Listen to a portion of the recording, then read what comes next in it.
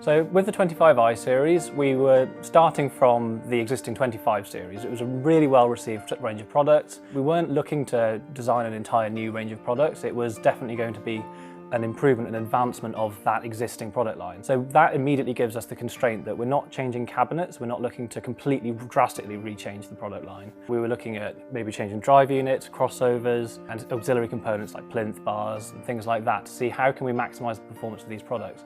Because we had decided that we weren't going to be changing the cabinet, that sort of necessitated that we also weren't going to change the bass driver, because with the transmission line design, the bass driver and cabinet design need to be very much considered in harmony with each other. So if you change one, that changes the requirements of the other part.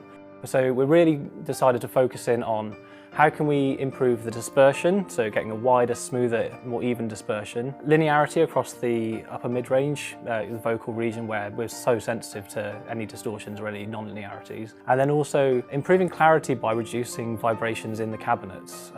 Within the cabinets, and also the transmission of vibrations from drive units to cabinet to floor and back into the cabinet as well. So all these things would culminate, we hope, to really improve the clarity of the speaker and make it feel more natural, open, a bit more neutral.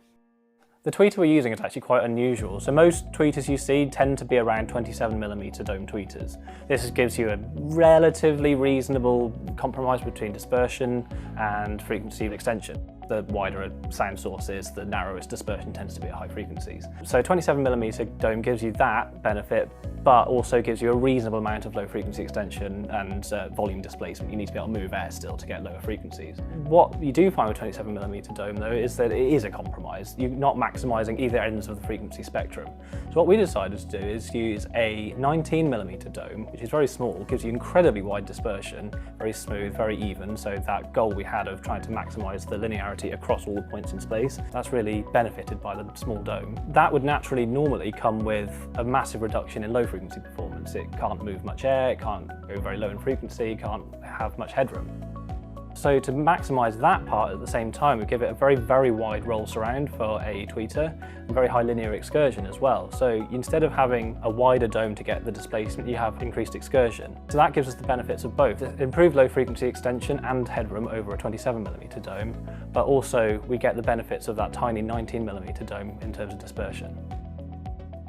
So by lowering the crossover frequency, we're improving the integration between the tweeter and whatever driver it's crossing to by better matching the dispersion characteristics of the two drive units. As you go up in frequency, the larger drive unit will naturally start to narrow its dispersion, and by lowering the crossover frequency, you minimise this effect and make sure that they are as best matched as possible across the crossover region. So we'd learned a lot from the FACT series in terms of vibration control and how important it was. The way that we had implemented it in the FACT Fenestria wasn't really going to be applicable without a complete redesign of the speakers. So we were really looking at how can we implement this concept into an existing product range. What we found was that by modifying the plinth design on the floor standing speakers, we could really provide a good degree of isolation between the speaker and its surroundings without drastically changing the design of the whole product.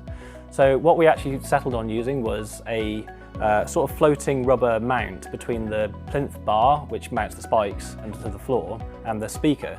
So the speaker essentially floats on this rubber mount and isn't directly bolted or doesn't have a rigid connection to the floor. And we were able to measure quite a significant sort of 10-20 decibel reduction in the amplitude of vibrations being transmitted both from the speaker to the floor and back up to the speaker. So you can see the delayed vibration being reduced.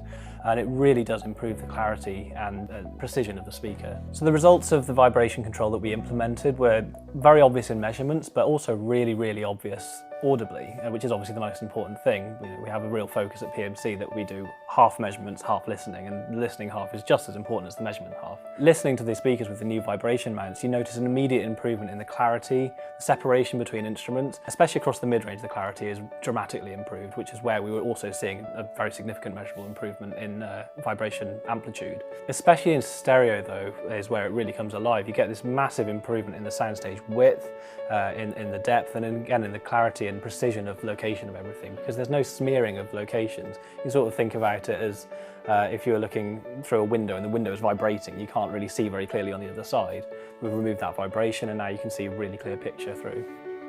It's really important to remember through all of this that there is no such thing as a perfect loudspeaker. We're always trying to attain perfection, but it's not really an attainable goal, which is why we're all in the industry. It's fun to keep striving for that.